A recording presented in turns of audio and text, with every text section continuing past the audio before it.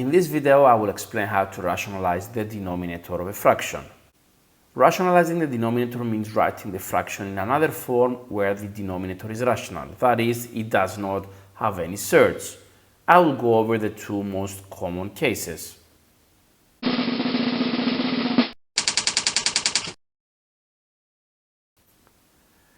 Case 1 involves having a single term in the denominator which is a surd.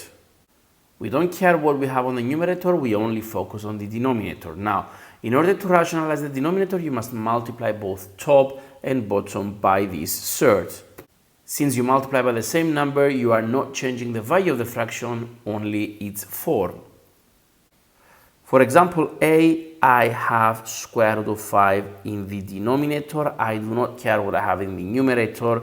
I will multiply both top and bottom by square root of 5. So my numerator will be 7 square root of 5.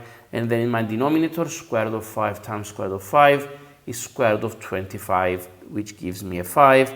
And that's rationalized in its simplest form.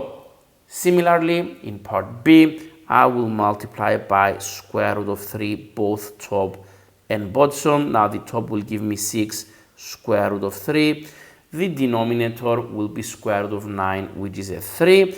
Now I have rationalized, but now I can simplify the 6 with the 3. So my simplest answer will be 2 square root of 3.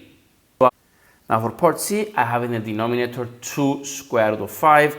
I'm only interested in the third part, which is square root of 5. So I will multiply both top and bottom by square root of 5. Now the numerator will be square root of 15.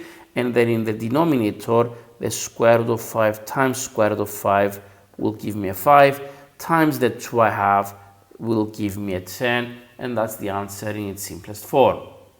For part D, again, square root of 7 in the denominator. So if I multiply both top and bottom by square root of 7, I'll get the following. Now I'll start with the denominator, which is more simple. Square root of 7 times square root of 7 is square root of 49, which is 7. And then in the numerator, I have to do two multiplications. The first one gives me 7 square root of 7 minus square root of 49, which is 7. Now I can factorize here the 7 at the top and get square root of 7 minus 1 in the bracket over 7. I can cross out the common factor and I'll be left with square root of 7 minus 1. Now part E is very similar to D. Multiply top and bottom by square root of 8. Now the denominator is quite simple, that's 8 because the square root of 64. Now for the numerator, if I do the multiplications, I'll get 4 square root of 8 minus square root of 16. Now the square root of 8 can be thought of square root of 4 times square root of 2, and the square root of 4 is 2. So basically square root of 8 can be written as 2 root 2. I have the 4 in front, so 4 times 2 root 2 will give me 8 root 2. Now the square root of 16 is 4, so minus 4 over 8. Now I will proceed by factorizing the top. Common factor of 4, this will give me 2 root 2 minus 1 over 8. So now I can simplify the 4 with the 8. So if I rewrite this, I will get 2 square root of 2 minus 1 all over 2, which is the simplified answer. Case 2 involves having two terms in the denominator with at least one of them being a surd. Again, we don't care what we have in the numerator, we only focus on the denominator. For this case, I will need a well-known identity, the difference of two squares. Note that the two brackets have the same terms but opposite signs. The resulting expansion has, as the name says, the difference of the squares of the two terms. Why is this important? Well, because the target is to create the difference of two squares in the denominator. So you multiply both top and bottom by the terms of the denominator, but you use the opposite sign. That is, if you have a plus in the denominator, you use minus when you multiply out, and when you have a minus in the denominator, you use plus in the terms you multiply. As in case 1, since you multiply by the same number on top and bottom, you are not changing the value of the fraction, only its form.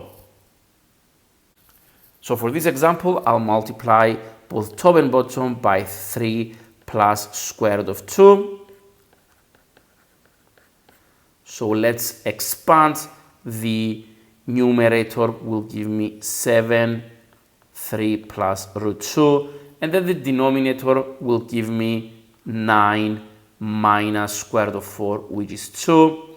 Now, I'm not going to expand yet in the numerator because the denominator gives me a 7, and this nicely cancels out with the 7 at the top. So final answer, 3 plus square root of 2. For b, I will multiply top and bottom by 8 plus square root of 2. The top, when expanded, will give me the following: 56 plus 7 square root of 2 plus 24 square root of 2 plus 3 square root of 4 over 64 minus square root of 4, which is 2. Now note that square root of 4 is equal to 2 times 3 gives me a 6, and the 56 at the beginning gives me 62 plus, and then the square root of 2. If I collect those terms, I will get 31 square root of 2 over 62. Now I'll factorize the top. I'll take out a common factor of 31. This will give me in the bracket 2 plus square root of 2 over 62. I can simplify the 31 with the 62. So now I'm left with 2 plus square root of 2 over 2. This is in its simplest form. If you want, you can split this into two fractions and get 2 over 2, which is 1 plus 1 over 2 square root of 2. In this page, I've got the same fraction but different instruction. If you have a look closely, you're going to see that these two forms required are different. The top one is in the form a plus b square root of 14, while the second one is a plus square root of b.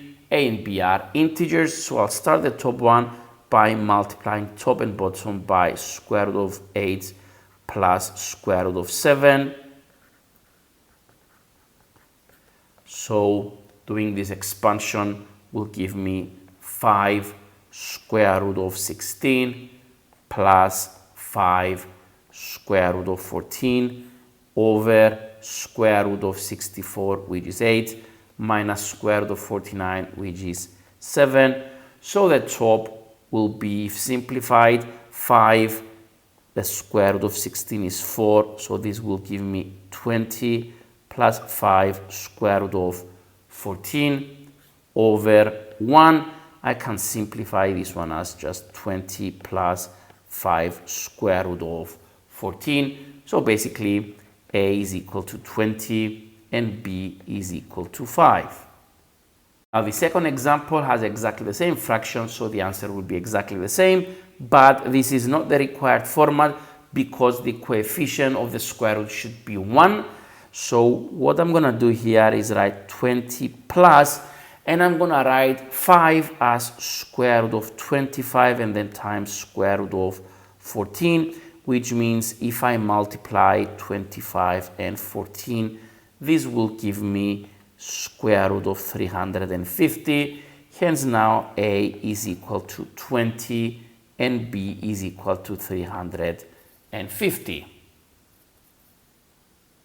Thanks for watching. If you found this video useful, please like it and subscribe to our channel.